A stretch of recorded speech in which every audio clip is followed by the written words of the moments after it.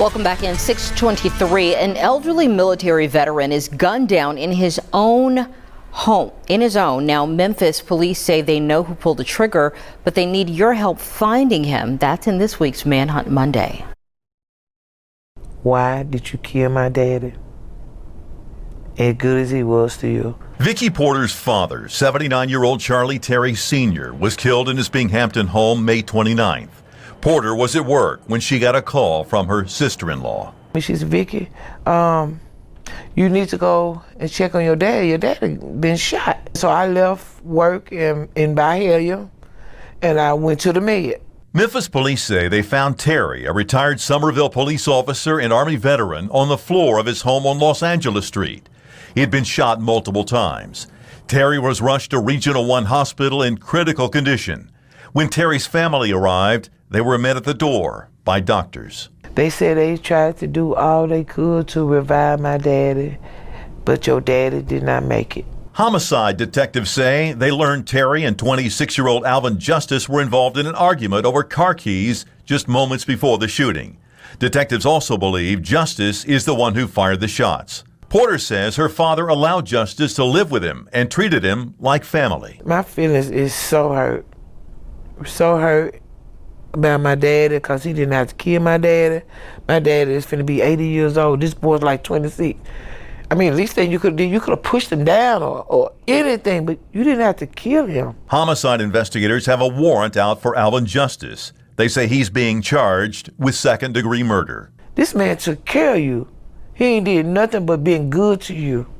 And my feelings are truly hurt. If you know where Alvin Justice is, you're urged to call Crime Stoppers at 901-528-CASH.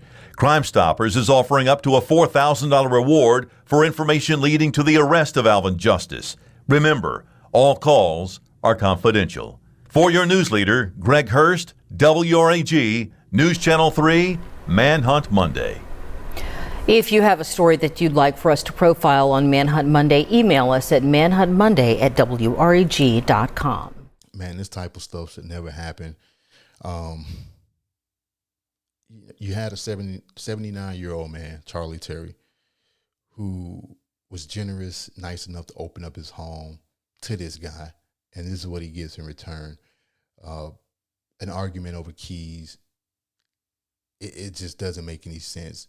To take the life of somebody who was helping him, it's cowardly, ungrateful, and selfish. You know, Mr. Terry, he didn't have to open up his home. He didn't have to help him out. And I just think it's just tragic because it's always the people who are trying to do some good. They're the ones that end up hurt or losing their lives in the process. He was a retired police officer and a Vietnam veteran. I mean, if anything, this young man should have been trying to help him, learn from him, not arguing with him and eventually taking his life. You know, so you gotta be careful and not put your heart before your head and your safety, because times and people have changed, and you got to be careful about who you allow in your home, you know, because it's the luck of the draw, and you don't know what you're going to get. You know, everything might be cool in the beginning, and then all of a sudden people start to act crazy, and that's when you find yourself in a situation. I'm not a big fan of letting people stay in my home. And I'm not saying that you should be above helping people, but your safety is more important than helping somebody out.